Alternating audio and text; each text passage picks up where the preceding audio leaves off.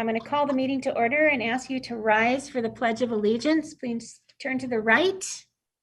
I pledge allegiance to the flag of the United States of America, and to the republic stands one under God, indivisible, with liberty and justice for all. Thank you. Okay, I would now ask for a motion to approve or amend the meeting agenda. I move that we approve the agenda as written. Okay, thank you. Any discussion on that? All in favor, and this will be a roll call vote, yay or no. Art.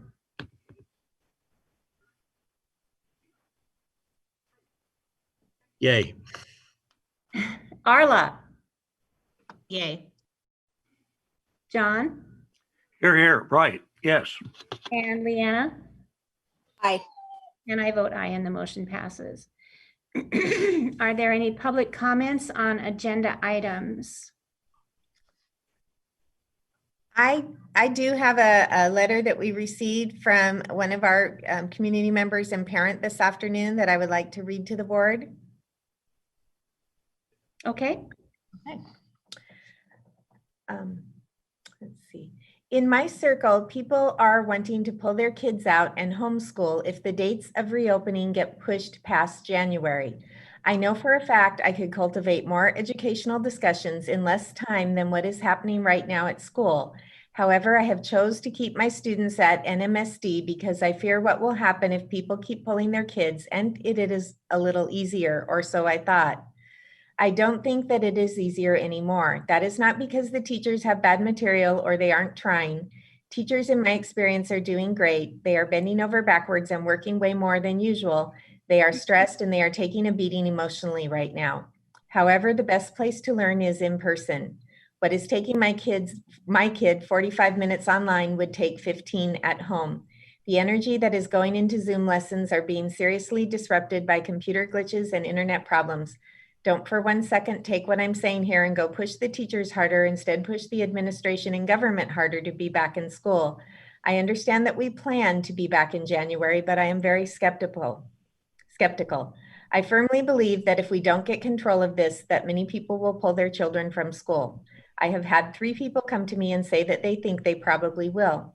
The guilt and shame for not being able to be a mom wearing 25 hats at a time has exhausted parents. If this happens, what happens to the school district? What happens to jobs? Bankrupt NMSD?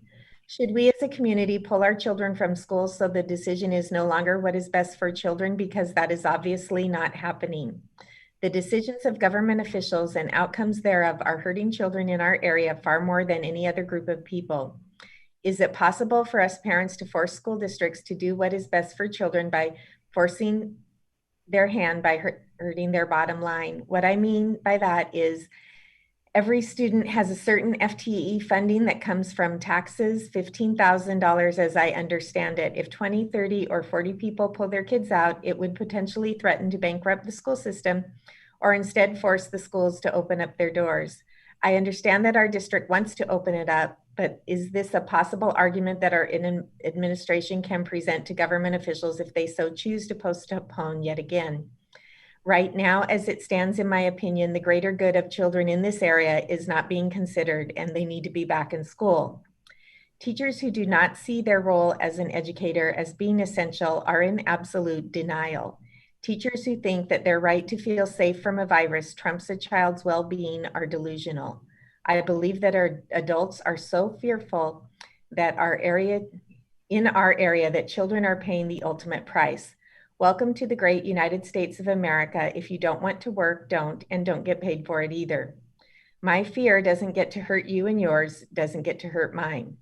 Honestly, I might opt to be in homeschool because I have a new baby coming and COVID doesn't scare me as much as RSV, whooping cough, etc. But I get to protect my family and make decisions to do so. Your fear of a virus shouldn't get to hurt my kids' education, just like my fear of a virus shouldn't get to hurt you and your family. We have set up so many different things for teachers who are nervous, scared, or at high risk. Continue to do so, that is important. We have set up options for families who are nervous, scared, or at high risk and should continue to do so. What about all the children who need to be back at school? They are supposed to sit idly by and watch family and friends across the border be back at school while our students get further and further behind, while the mental states of moms, dads, grandparents, and students are pushed beyond the limit. Then we finally go back to school next year, and a vast chasm between high and low kids is so drastic that it will take a year or two just to figure out where to put each student and what to do with them. Meanwhile, any child who is high will suffer while the low kids play catch up. The vast chasm between social emotional problems that have been created thus far by not opening is getting worse and worse. The mentally and physically abused, porn watching, time wasting, YouTube educated kids are going to get thrown into the mix with my kid, and I don't think parents, me included, or teachers are prepared for what is about to hit them. So can we please not push back the date anymore? It's getting worse and worse. Parents are getting more and more tired. If you want to homeschool, do it, but contact your school quick so they have the recourses set up for you and your needs. Otherwise, let's get back in session. Thank you for your time, Jana Peterson. I did want to respond that right now, Jana, the funding for schools is being impacted. The FTE is being lost. That happens automatically with the way that our state funding system is set up based on the number of kids who are currently in school. So as we're continuing to plan to go forward, and as we expect to have kids coming back in January, starting with K through 2 first, we are also engaged in conversations with our state government officials about, let's not make it harder for schools to get back in session by taking away the money that we need to do it. So thank you for your letter. Here, here. Thank you, Dana. Did you have another correspondence? I did. I had a second letter from the Olympic Educational Service District, and this was addressed to Board President Laura Bode and to myself. And it says, a letter of appreciation for your district's unprecedented efforts during the COVID-19 pandemic. President Bode and Superintendent Rosenbaugh, the purpose of this letter is to thank you, your school administrators, and certificated and classified staff for your extraordinary work during the school year 2019-20 and throughout the first 6 months of school year 2021. The levels of cooperation, communication, and collaboration between school districts, OSPI, and the Olympic Educational Service District remain at levels that make us collectively proud to be a part of Washington's public education system. The historic and ongoing COVID-19 pandemic created unprecedented challenges in preparing for and supporting student learning in ways none of us contemplated less than 1 year ago. Despite continuous uncertainty, teachers, school support staff, and administrators and school boards continue to plan, make decisions, and act in a manner that best supports our students, their families, and our respective communities. While the pandemic isn't over and we face difficult times ahead, we remain inspired by your work, your commitment to education, and the challenges of publicly leading during crisis.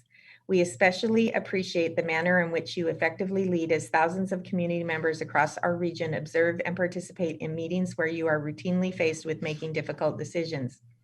Most importantly, we share our appreciation, admiration, and thanks to teachers, school support staff, and school administrators who ensure continuity of education of our youth during this current historic crisis.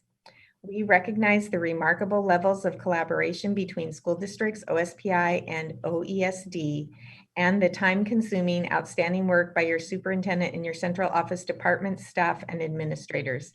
Our virtual environment, motivated by crisis, added hundreds of additional hours of planning and coordination since March of 2020.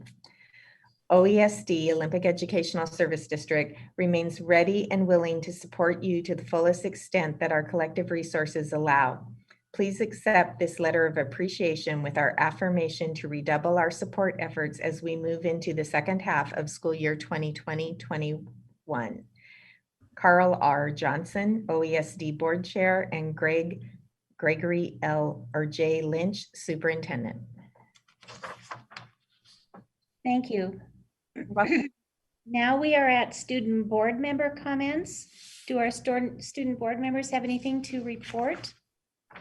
Yes, I was actually a part of an ASB meeting this morning and they had some questions and comments. Okay. So The first thing they wanted to talk about was they were wondering what Bill 1616 is and how it works with ASB laws and the $15 per student rule. So if you could have some clarification on that. I think Um, that would probably be something that the superintendent could research for you and get back to you. okay, thank you. And then they have some comments about just stuff that's going on throughout the school, if you'd like me. Okay, great. Awesome. So there are a lot of clubs that are doing community service. Actually, FFA is doing some groundskeeping around the school. I believe they will be doing it on Tuesday. Honor Society did a food drive, and so far they have collected over 750 items. And DECA is currently helping at the North Mason Salmon Center to help with gardening and helping there. Yeah. So, Cool. Thank you. you. And our other school board member? I don't have anything to report. Okay, good. And board member comments. How about Leanna?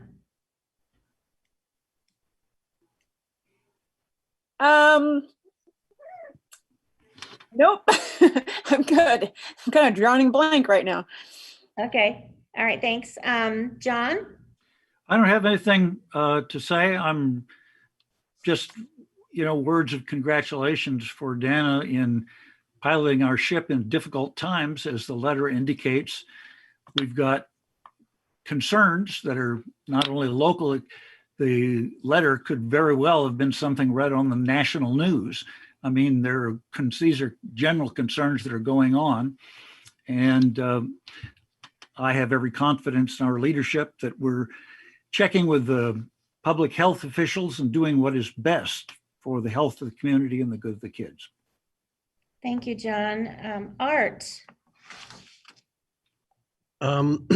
Two things to report. Number one is I was able to write the board members' letter to the community and turn that in on the subject of some financial issues that our school district faces. And then second was I did attend the OSD legislative effort group meeting that they had, where only unfortunately one legislator was present, and Laura, I believe you also attended that too. In any case, I learned a lot of things from that on the state level, and that otherwise is my report. Okay, thanks, Art. Arla, our newest board member. Hey, I also attended that legislative session or legislative meetup, and I thought it was really informative, and I'm looking forward to hearing more, since we've heard some things from the governor since then that I know Dana's wanting to talk about. And so I think it was very informative and very interesting to listen in on and see where everybody's minds are at right now. Okay, thank you. And for me, I also attended that Zoom meeting that had the one legislator there, but I also heard from the other superintendents that everybody is facing the exact same issues that we are, and trying to find the best solutions for them. And since the recent governor's report, or I guess loosening of the controls, we do have a little more leeway here, but I'm sure Dana's going to talk about that more.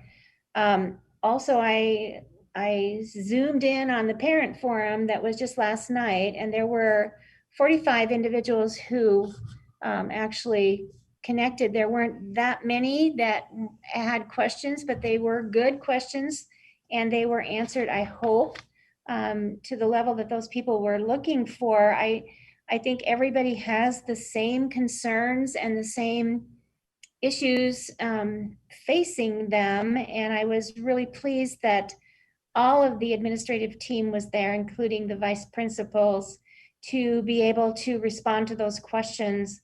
And I'm just like everyone else, I'm really hoping that we can get all of our students back in school and find a new normal, that we can start moving ahead and just getting our feet on the ground again. It's just been a really difficult time. I also attended the student roundtable, which was really good, and there were a number of students there as well.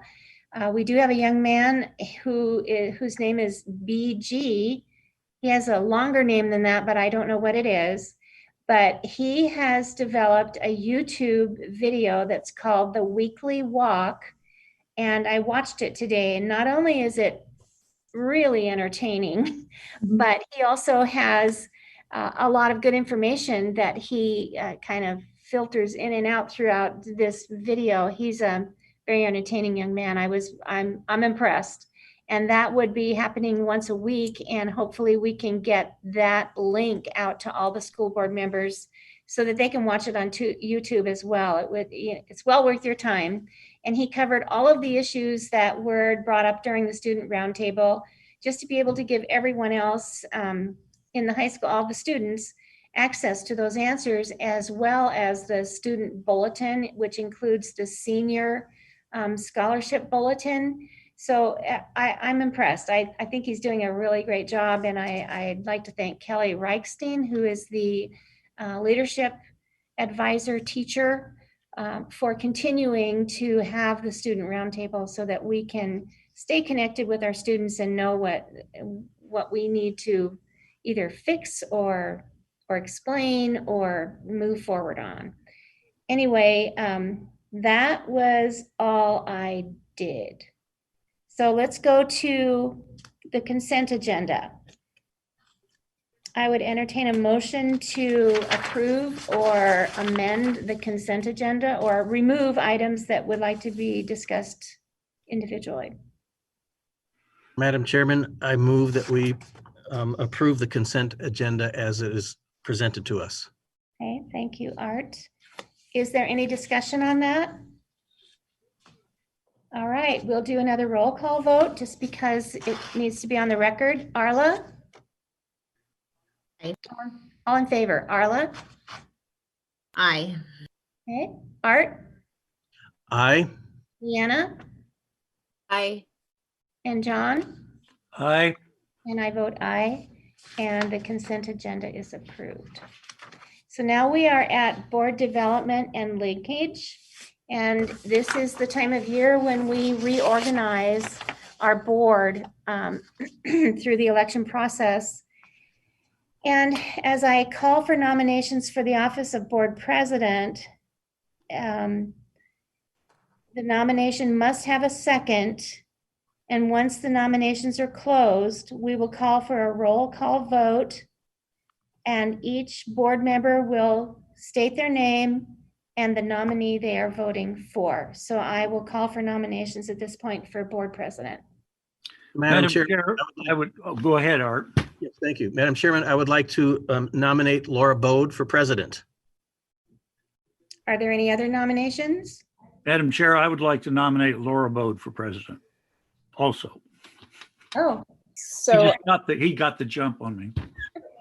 so I second that or third that. okay. I just so appreciate all of your support and your willingness to put me through this mill for one more year. So I will accept the nomination and call for the vote. Arla, I vote for Laura Bode. thank you. Art, Art Whiteman, I vote for Laura Bode. thank you.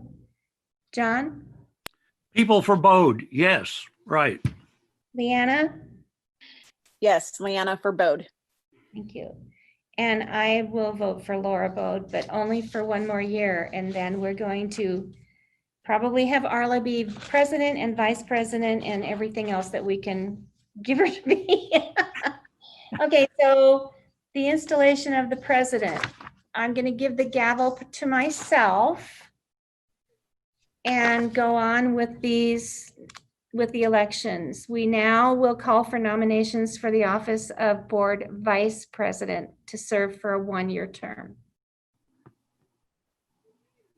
I would like to nominate John Campbell for an additional year. John, would you accept that nomination? Yes, Brooke isn't listening. Okay, I'm looking for a second. I second that. Thanks, Leanna.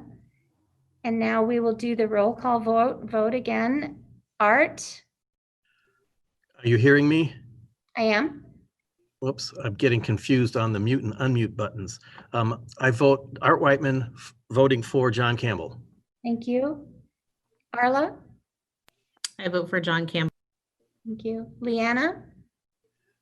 Leanna for John, Vice President. Thank you. And I vote for John Campbell as well. And John, you now you're committed to one more year. Do you accept? I humbly accept, and I'm surprised, and I hope I can live up to your expectations. We do too. Okay, so let's go to the superintendent update. Dana. We will begin with a budget status report, and I am going to ask Ashley to include at the end of her budget report an update on facilities Okay.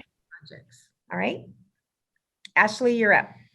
Okay, so we'll start with our other funds. So this report is going to be over the month of November, so ending November 30th.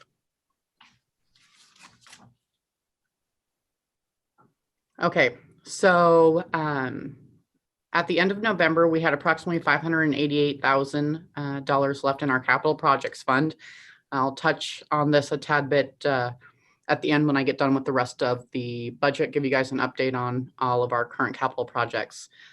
Debt service at the end of November, we had $2,145,718. I made our debt payments, both voted and non-voted debt, on December 1st. So this balance actually dropped closer to about $600,000 as of right now.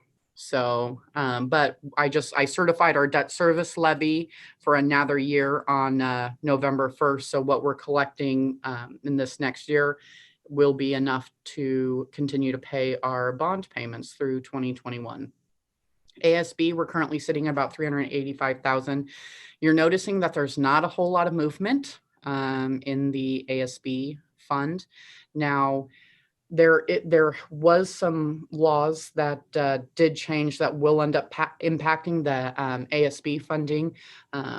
Senate House Bill 1660 did mandate that individuals who qualify for free or reduced meals or are directly certified through either receiving EBT or free medical, state medical, that they do not have to pay for sports fees, extracurriculars, ASB cards, those type of things. So that cost is going to be coming out of that ASB fund this year and going forward. So it will deplete ASB quite quickly, which I do know is a fear of ASB.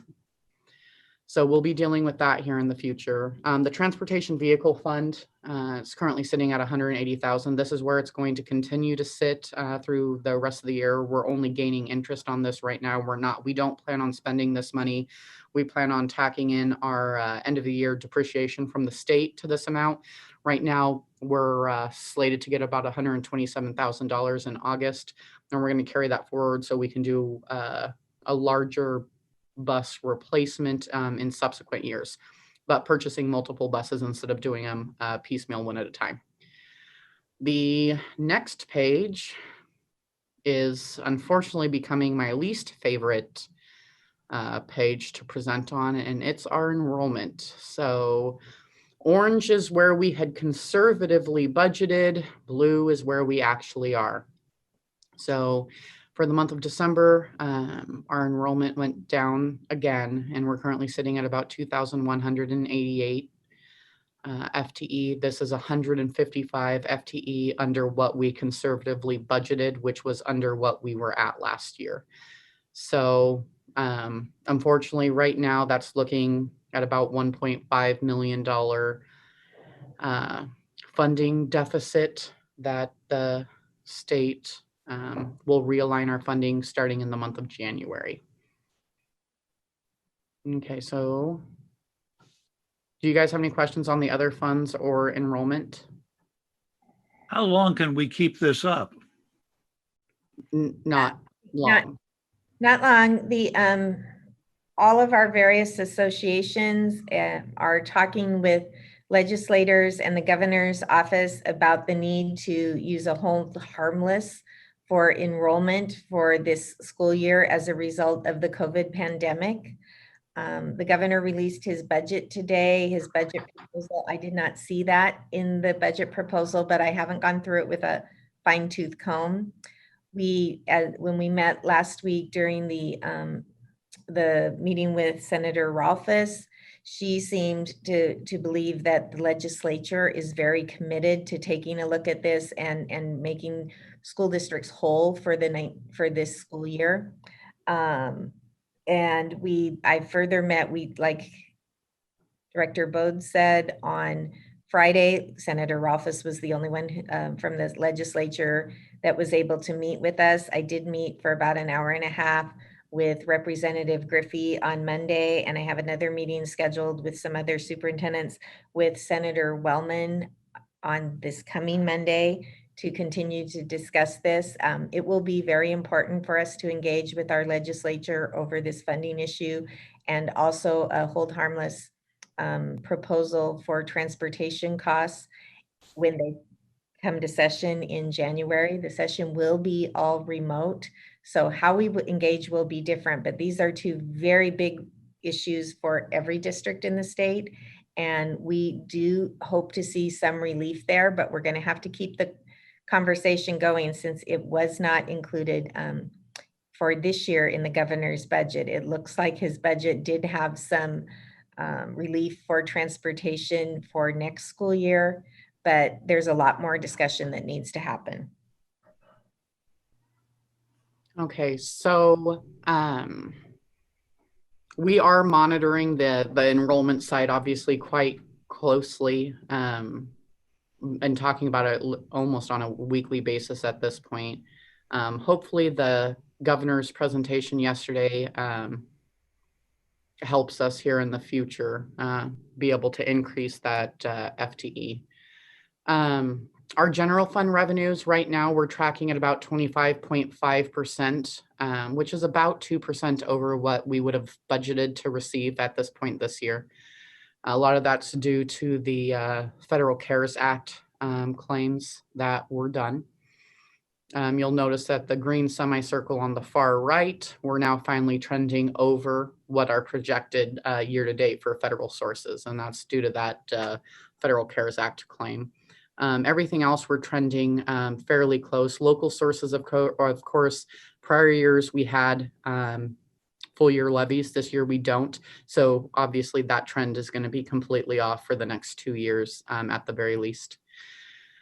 Going to, one of the things that I did want to pinpoint, so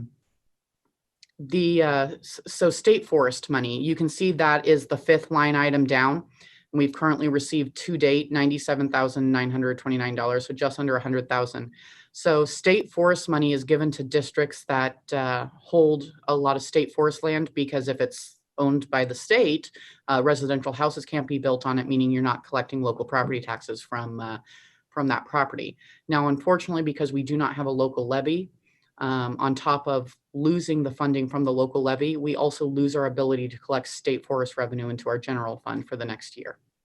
So this money has ranged anywhere from $1 million plus to 150,000. It's pretty much impossible to budget for, but we always got something. And now, unfortunately, we're not going to be getting anything there either. So that will also be another financial hit. We will still collect state forest money in our debt service fund. You collect it in any fund that you are currently running a levy. Okay, so expenses. Okay, so the most important semicircle here on my side is that green one. That shows where we're expected to end the year. And of course, we want to be somewhere between 8 and 10% in order to abide by our district policy. Now, in all reality, going into next year, we need to be closer to 10% in order to ensure that we can get through the months of November and December after we don't receive a local levy payment in October. So we're trying to close that gap. Unfortunately, it might be a bit difficult if we don't get those hold harmlesses that Dana was talking about. Our total expenditures actual year to date, we're currently trending under budget. Again, we're trying to cut costs currently to make up for the reduced enrollment. Salaries and benefits we're currently trending under as well. I think that's it on this one. Go ahead and go to the next one. We'll get into a little bit more detail regarding the actual expenditures. So here's our current trend, showing the, this is showing the anticipated dip due to the loss of general apportionment dollars due to the decreased student FTE.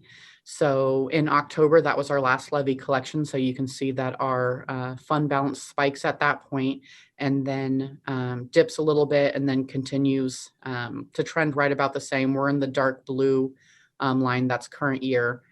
And then come April, when you would expect a local levy payment, you should see another spike.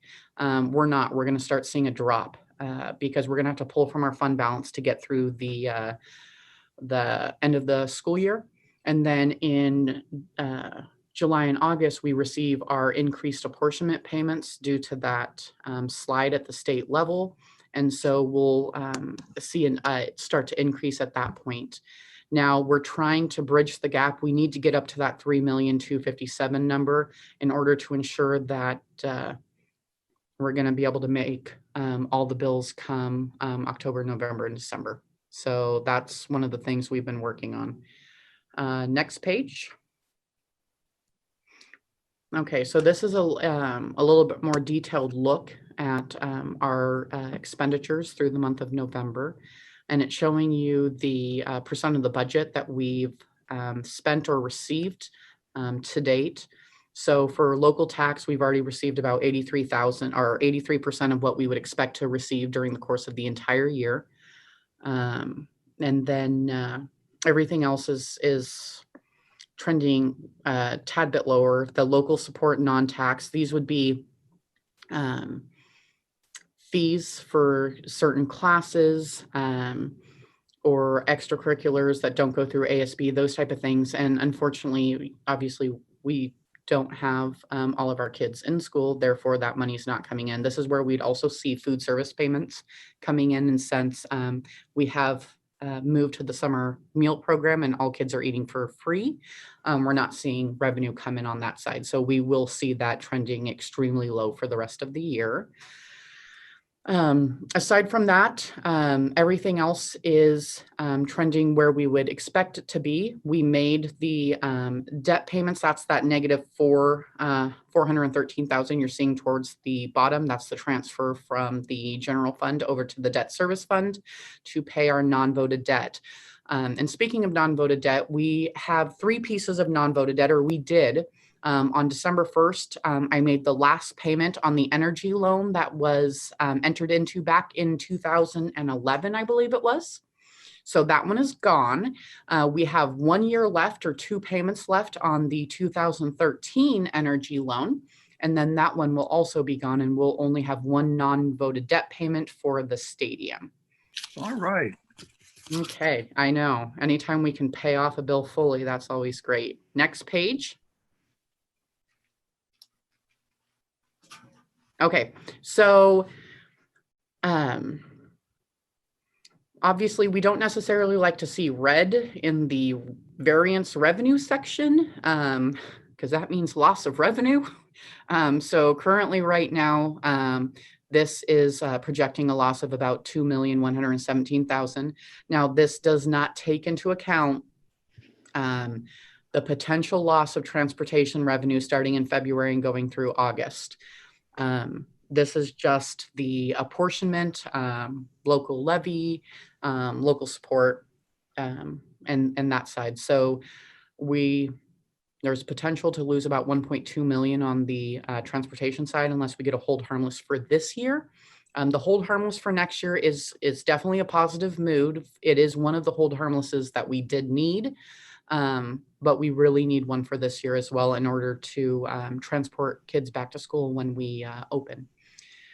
Right now on the expenditure side, we're trending positively in a lot of areas for expenditures. The only place we're trending over right now is under salaries for certificated staff. There was a bunch of unbudgeted movement on the salary schedule due to credits and clock hours that were received by staff. That's something really hard to budget for from one year to the next because it's all based upon each teacher's personal educational goals. And unfortunately, we don't necessarily know what all of theirs are. So we're currently trending about 170,000 over on that side. And then that negative 3,717 that you're seeing on the travel side, that's annual forecast. So you can see that we actually didn't budget anything for travel going into this year, knowing that there was a pandemic. So it's just picking it up as a forecast based on prior year trends. Okay, so I think this was the last one that I had to present on. Yep. So do you guys have any other questions regarding general fund, where we are, where we may be, anything like that? One thing I would like you to highlight, Ashley, related to food service, and I think Laura has a letter that we received, but we were able to collect a little, or will be able to collect a little bit more in food service and also be a good partner to our neighbors in Pioneer School District. Could you talk a little bit about that? Oh, yes. So our neighboring district, Pioneer, unfortunately, they ended up dealing with what most schools really fear right now, which is a positive COVID test amongst a staff member or a few staff members. And so the district ended up having to close their doors for 2 weeks. When they closed their doors, I had Liz Winchell, their finance director, reach out to me asking if we'd be able to partner with them to be able to continue or to be able to provide meals for their community members during their closure, because they couldn't have their bus drivers or their food service staff members working during that time frame.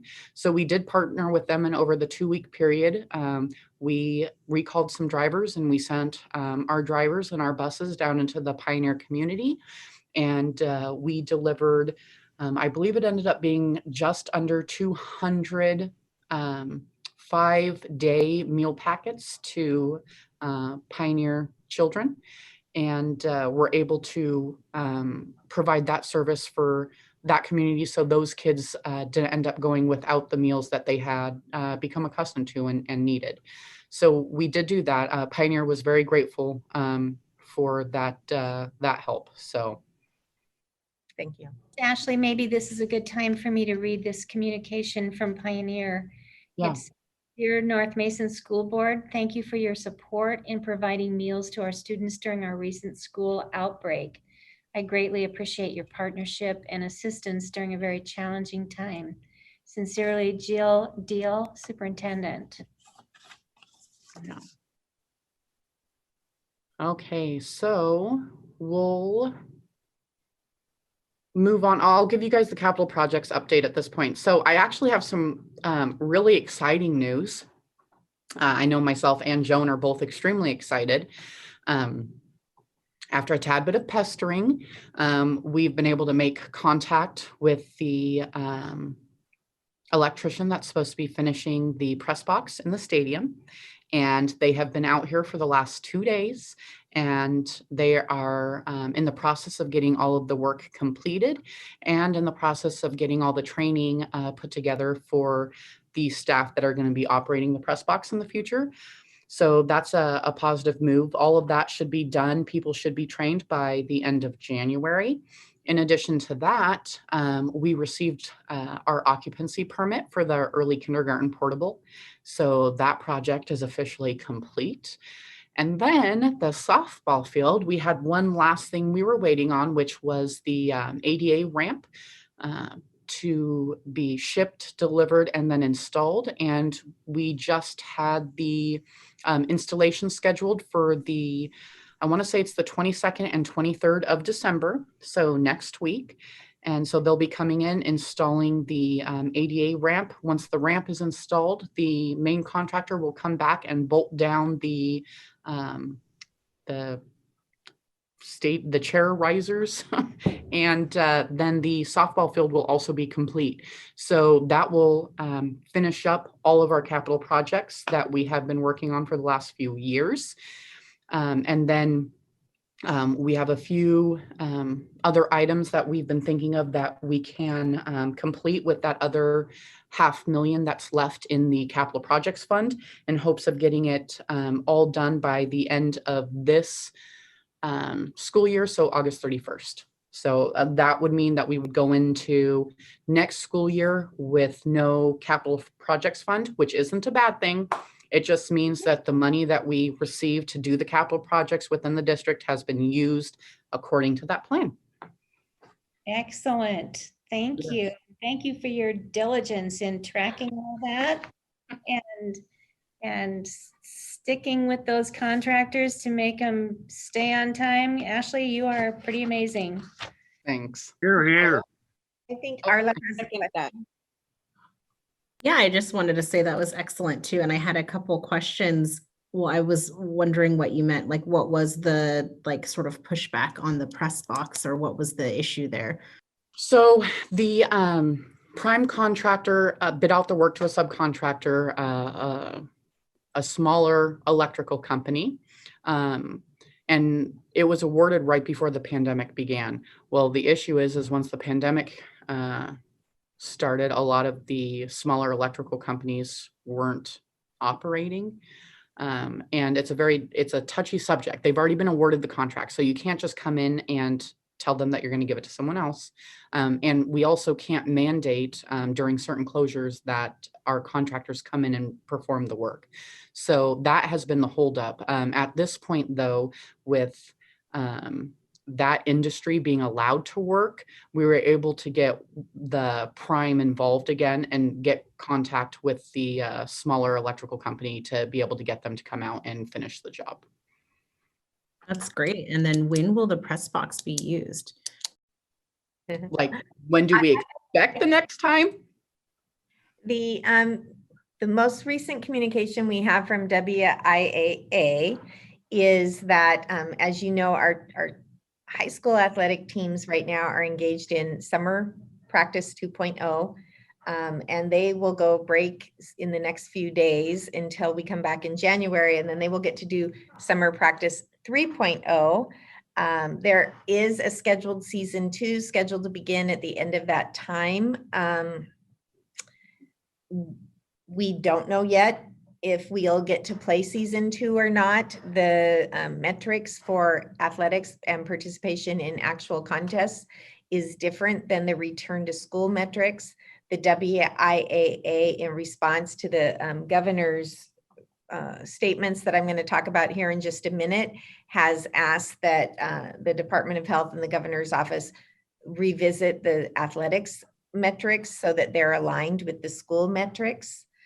Because currently, if we had to follow the current rules in our league or in our anywhere close to us, there are 4 schools that would be able to participate in anything, and that's only the most low-risk sports, and those schools are all in the San Juan Islands.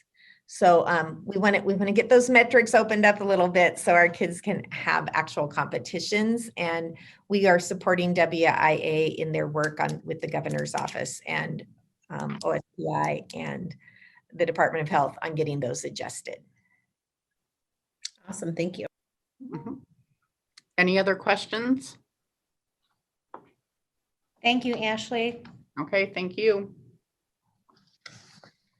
All right, so we've talked about a lot of the things that I wrote notes about that I want to talk about tonight, but I think the most important thing and thing weighing on everybody's mind is getting kids back in school and getting and what we're doing. And so we were thrilled yesterday with the governor and OSPI's announcement that there have been some, working with the health department and Department of Labor and Industries, there have been some significant revisions to the metrics that school districts and local health departments have been directed to use to make decisions around opening schools and keeping schools open.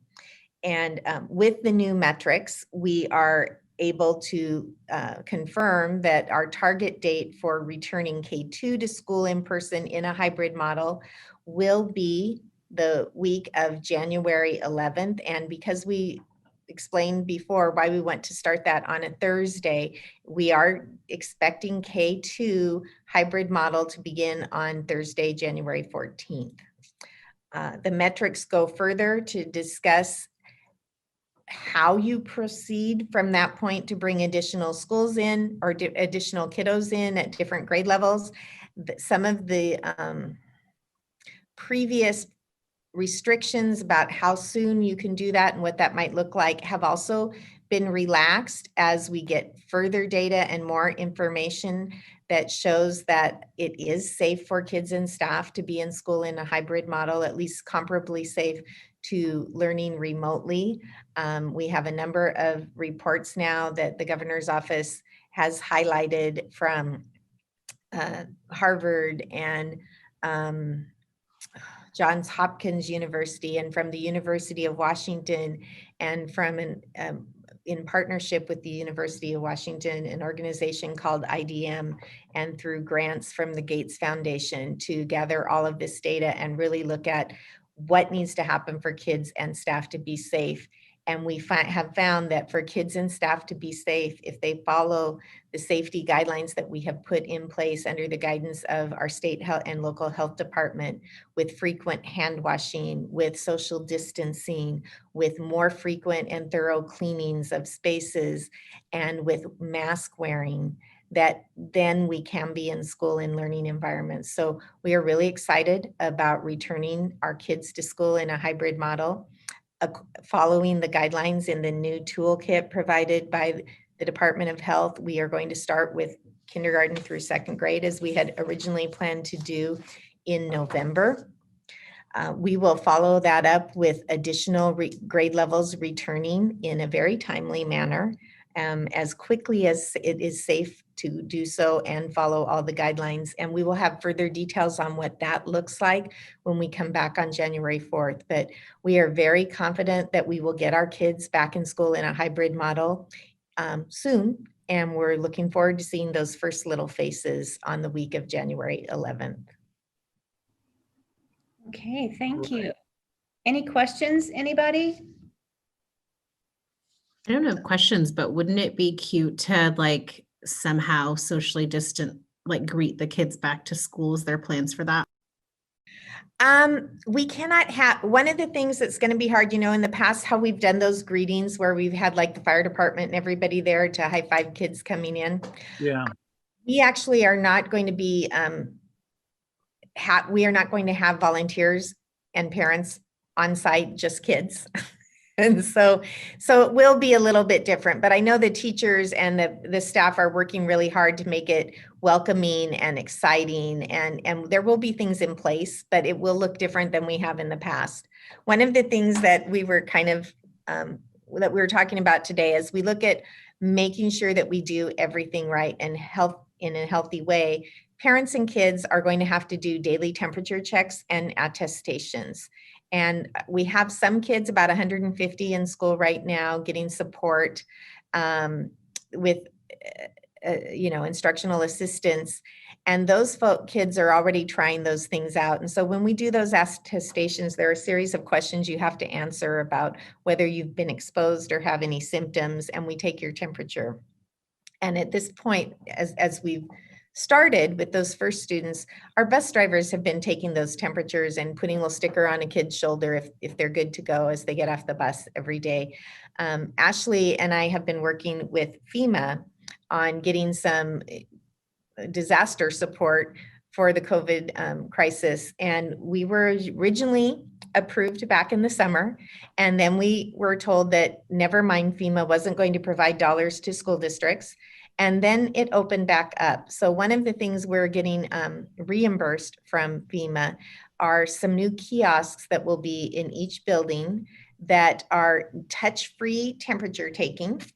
So before, even the bus drivers were using, the touch-free, wave them in front of your forehead thermometers. But now we have these new kiosks that you will walk by, and it's kind of like when you take a selfie and you put your face in the middle of the square on your screen. You're going to put your face in the middle of the square on the kiosk screen. And it will say, like to Aaliyah, it will say, Aaliyah, your temperature is 97.1 today. You may enter the building, and you are not wearing your mask. Please put it on. Or if you're wearing your mask, it won't tell you that. But at a couple of the buildings, they've already named their kiosks because it does have a very human voice when it's talking to kids or adults who are using it. So I think that that will be something that amuses kids and at least something kind of fun and different to see as they walk into the buildings on that first day. What are the names? Well, I know that at James Taylor, they named, oh, now you're going to ask me and put me on the spot. It was not a name I expected. It's Drake. They named it Drake, yes, because Drake is very British. So this kiosk, that would be for anybody who enters the building. Anybody who enters the building has to walk through. It takes a second to or less to take your temperature and speak to you and tell you that you're good to enter the building. We are also able to upload our students' photos that we have, and then it can take attendance at the same time and tell Skyward who showed up that. Awesome. That's Dana, great. what is the company for the kiosks? Oh, Ashley might know that. We are actually leasing these. We didn't purchase them, but we're still getting that reimbursed. And it was very fun because our representative is a North Mason High School graduate. Ashley, can you say who he is? Yeah. Ashley, did you hear me? She's Yeah, looking. sorry, lost my mute button there for a second. So it's okay. So a lot of copier companies have picked these up. It's actually a business called CBM Washington. So they're out of Olympia. Okay. All right, that is really awesome. I'm glad to hear that. Okay, that puts us at upcoming board letter columnists, unless anybody has any questions for Dana or Ashley. Yes, as a matter of fact. I'm up for December. What do you want? The letter indicates some concerns, and if so, if Dana's got or Ashley's got some particular theme on which you'd like me to focus, I'd be happy to do that. Well, I think, in Art's letter, we asked him to focus on providing the community with some of the information on the additional costs that for COVID. And I think we might also want to talk about some of the impacts of decisions that the legislature is going to make or not make in the coming weeks. That might be something really good, and we could sit down and do a phone conversation and talk about that. Another topic potentially would be reviewing some of that data, maybe sharing a synopsis of that IDM report, or talking about what our new metrics and guidelines are for bringing kids back in. Any of those might be a good topic, John. It might be what interests you there. Of those topics, which would you say is the most urgent, or are they all equal? Well, I think it probably depends on the individuals. And yeah, I was just thinking in terms of, I don't have such a good feel for the community as I did when we were all moving around. And so I haven't got a sense of if there's something that needs to be addressed for our social well-being.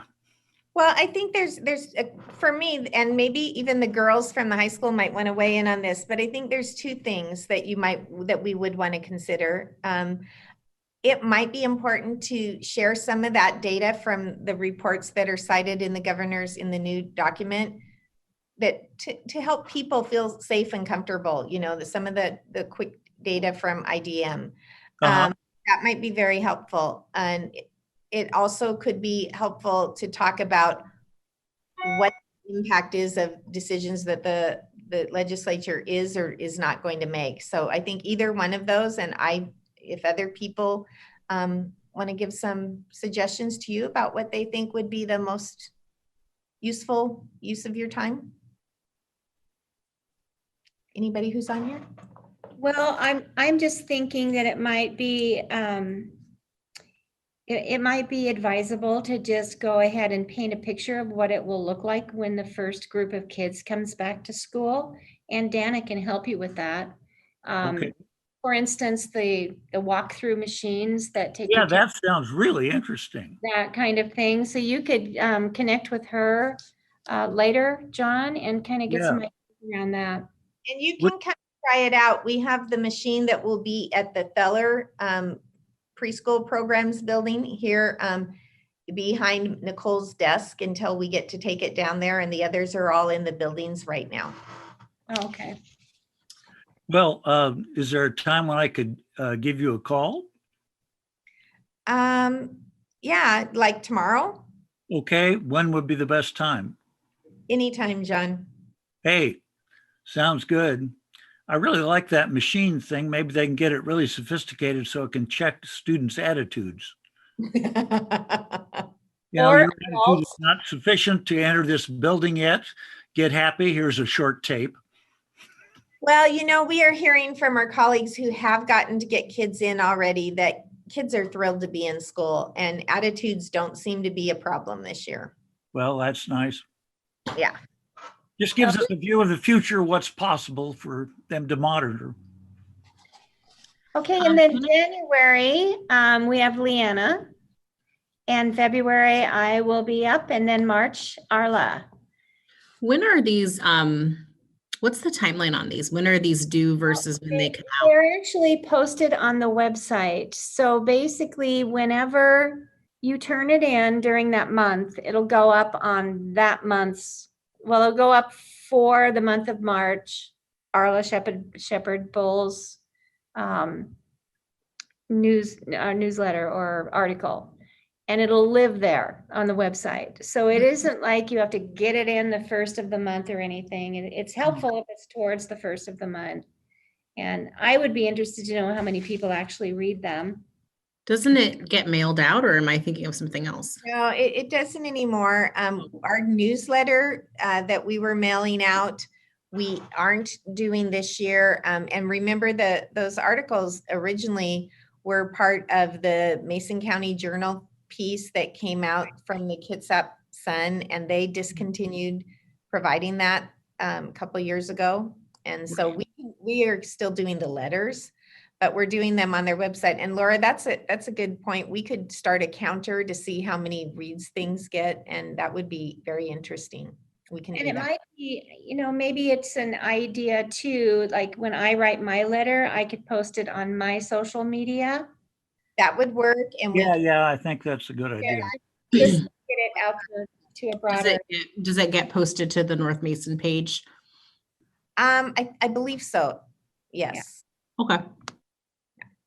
I always try to get mine promptly in the month in which it's due. Thank you, John. Yeah, right. Okay, so now we are at assurance of organizational performance and policy review. This is where we review the monitoring reports that have been scheduled for that month. The school board adheres to the policies, to the principles of policy governance, and we've written 4 sets of policies: ends, executive requirements, board superintendent relationships, and governance process. These are 2 executive requirement policies that set the parameters within which the superintendent must operate as she leads the district toward the expected ends. The 2 that we have up right now are budget execution, executive requirement ER5.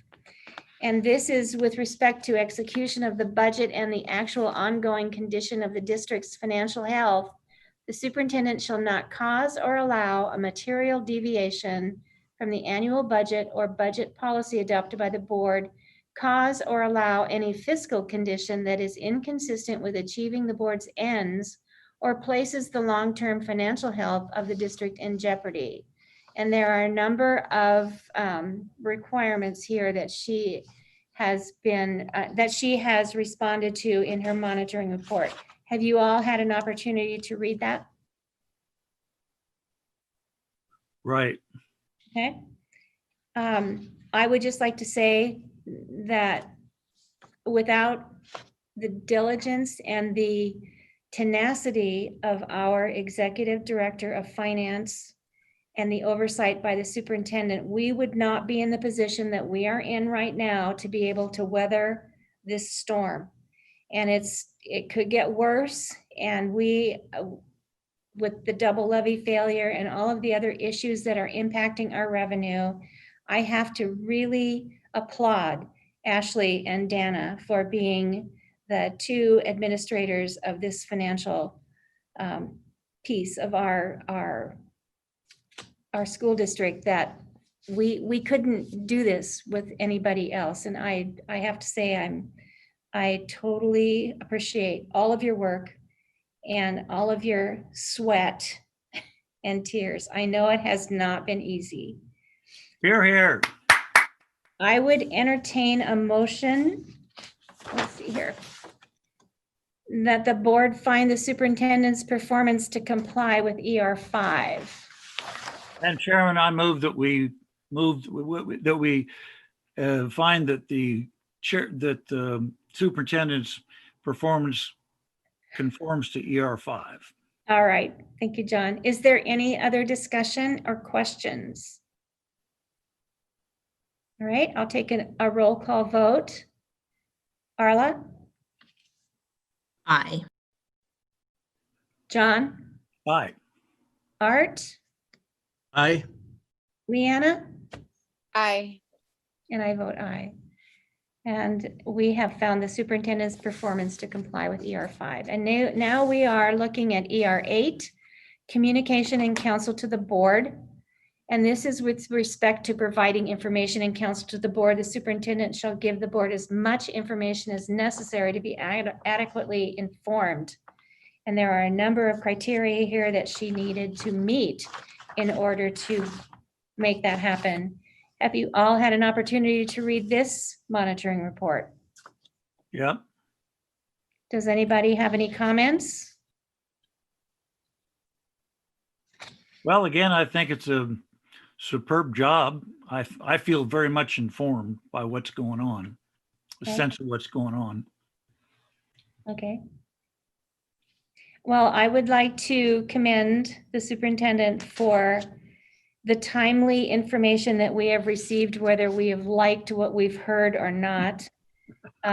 This has been a real difficult year, and it's been exceedingly difficult for her as the captain of this ship to try and keep it afloat. And I do appreciate all of the information that she consistently provides. She meets with me once a week and the vice president once a week, not only providing written accountability for all of the requirements that we expect of her, but she has kept us informed of all of the relevant trends, facts, information, and legal proceedings, all of it that the district experiences over the course of the year. And honestly, I don't know how she can field all of the positive and negative public response to the COVID issue that we're working through right now and still maintain her sense of humor. This has been the most difficult year I have ever experienced in the school system. And I'm pretty sure that's the case for her too. But she still manages to maintain the level of communication that we've asked her to. She constantly provides information to the public. Through the parent forums has been another avenue as well. Not to mention all the information that's on the website. However, that is a two-way street. You have to go look at it to know what's on there. She has fulfilled every request to provide information in a timely manner that I have asked her to do. So I would entertain a motion to find the superintendent's performance to comply with ER 8. Madam Chairman, I move that we find the superintendent's performance to comply with the provisions of ER 8. Thank you, Art. Is there any other discussion or comment? All right, and we'll do a roll call vote. Arla? Aye. Art? Aye. Leanna? Aye. And John? Aye. And I vote aye. So we have found the superintendent's performance to comply with ER 8. And now we are at Policy review, this is a policy which is Executive Requirement 10, Academic Standards and Practices, which we reviewed last month and found her performance to comply with ER 10. Is there any other discussion or any comments about this? Okay, so now we're at adjournment. For the good of the order, is there anything from any of the board members or the student board members or the superintendent that you would like to make a comment at this time? Will the next board meeting be in person? Oh, wouldn't that- I would love that. I would be really excited about that. We don't know yet. The OPMA restrictions have been extended through January 19th. However, there are some potential abilities to do at least part of the meeting in person that take effect on January 4th. And we have to talk with legal counsel a little bit more, make sure we can do that. And even if we can't do it all the way, if council says we can open it up a little bit, we're going to try. So more to come, and that'll have to be, we'll send that out to people, how that's going to work. If I might make a comment on that, one of the things that I find nice about these distance meetings is that I can hear everything just really fine. And when I'm present, you know, even across the, you know, space of the circular tables up there, I mean, the room muffles the sound and people talk, you know, from the audience. I can't always pick it up accurately. Here, man, it's like I'm equal to everybody else. Well, and John, frankly, even if we do get to do at least something in person, we will still also be respecting whether folks are able to do that or not because of, you know, COVID and exposure and your risk factors. So we may be some kind of blended meeting when we finally get to an in-person meeting as well, with some people calling in and some people in person. So we're working on what that might be if we get the opportunity. Well, I'll be in orbit until it's really safe. I know. Okay, anybody else? Leanna, you have the self-assessment. Okay, let me see. I'm gonna unmute this so I'm not just holding my space bar down. Okay. Sometimes I don't read through these all the way, but I think for the sake of Arla being new, it's kind of nice to hear it.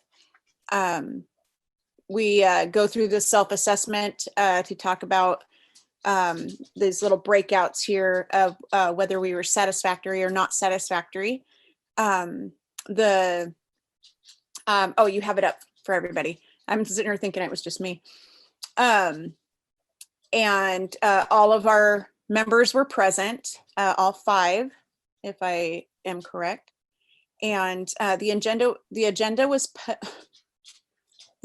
well planned to focus on the real work of the board. I'm going to read through it first and then talk about the side. The board followed its agenda and did not allow itself to get sidetracked. Board members prepared for and contributed to the meeting. The meeting proceeded without interruptions or distractions. The board's deliberations and decision-making process were public. Participation was balanced. All participated, no one dominated. Members listened attentively, avoiding side conversations. Work was conducted in an atmosphere of trust and openness, and meeting participants treated each other with respect and courtesy. Although I broke out and glitched here and had to jump back on, I'm sure nothing happened totally out of the ordinary. So I would rate us on that general meeting behavior as satisfactory. And then can you scroll down? I can do my part, but okay, thank you. Were these principles followed? Mark yes or no? Yes. Okay, and then board actions occur at the policy level rather than the operational level. The board reviews policy about each topic before discussing that issue. In writing additional policies, the board starts with a broad statement and becomes more detailed in a logical and disciplined sequence. The board minimizes time spent monitoring past performance. The board routinely dedicates time to reviewing, improving its own process. The board clarifies priorities and values when considering potential outcomes, beneficiaries, and costs of outcomes. And the board follows an annual calendar based on a plan for doing its work. The board chair helps the board efficiently conduct its meeting, and so well that we got her for another year. And the board spends most of its time deliberating issues, defining and clarifying its vision, and linking with its community as opposed to fixing things. And the board supports the superintendent in any reasonable interpretation of its policies.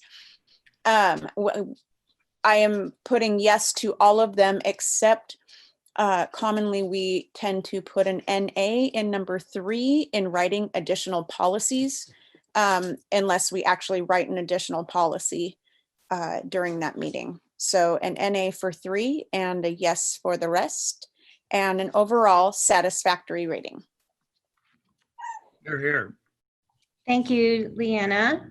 And now, let's see, our next board meeting date will be January 21st. We hope it will be in the administration office boardroom, but if not, we'll keep you posted on that. And if there's nothing else, the meeting is adjourned. And thank you all for coming and for participating and for being such great board members and superintendent and administration.